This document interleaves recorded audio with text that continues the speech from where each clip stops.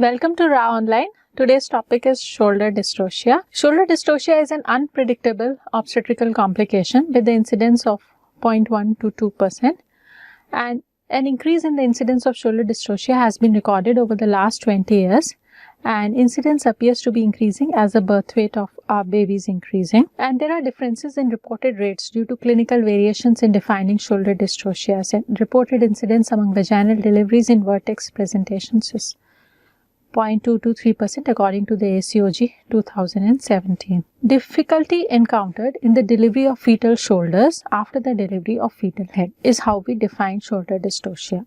It is a complication of vaginal delivery that requires additional obstetric maneuvers to release the shoulders of the baby after the delivery of head of the baby.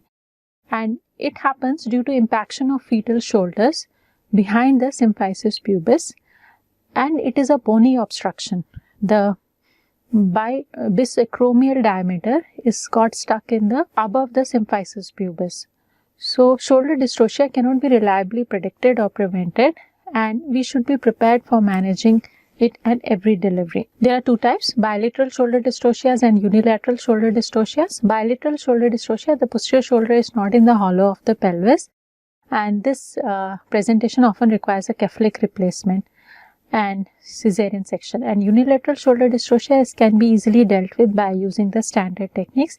In unilateral shoulder dystocia, the anterior shoulder is above the symphysis pubis and the posterior shoulder is in the sacral hollow. So what are the risk factors for shoulder dystocia in the antepartum period? Maternal obesity, diabetes, post-term pregnancy and excessive weight gain. So we call it as a DOPE mnemonic, DOPE.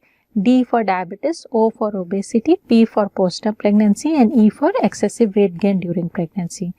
Then other risk factors are suspected fetal macrosomia, history of prior shoulder dystocias, mid-pelvic operative birth with an estimated fetal weight of 4 kg or more, maternal diabetes, maternal obesity. Intrapartum factors, if there is a prolonged second stage of labor, use for oxytocins to conduct the delivery. Then if there is a mid-forceps or a vacuum extraction, which are not done in modern obstetrics, which are done earlier days, and so mid-forceps and vacuum, the head will come but shoulders will get stuck. So that is why mid-forceps and vacuum were abandoned. And diagnosis is made by turtle sign. Turtle sign involves appearance and retraction of the fetal head, analogous to a turtle withdrawing into its shell with erythematous red puffy face, indicative of facial flushing, and this occurs when the baby's shoulder is impacted in the maternal pelvis. And this is, we see that the face is erythematous and puffy, and it came out of the pelvis but now it is going inside. This is called as a turtle sign. Now it carries complications. Baby can get fractures, clavicle, humerus in 18 to 25% cases of shoulder dystocias, Erb's palsy because of the involvement of C5, C6, and Klumpke's palsy because of the involvement of C8, T1, and 80% of these will resolve by 18 months. And other complications include perinatal asphyxia. Rarely they can be neonatal death. Maternal complications can be postpartum hemorrhage, vaginal laceration, cervical tears and puerperal sepsis.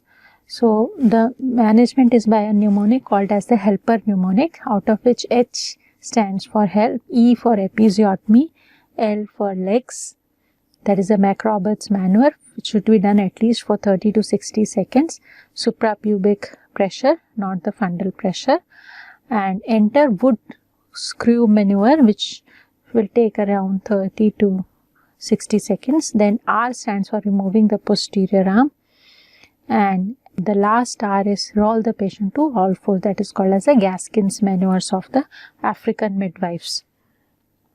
So first we come to the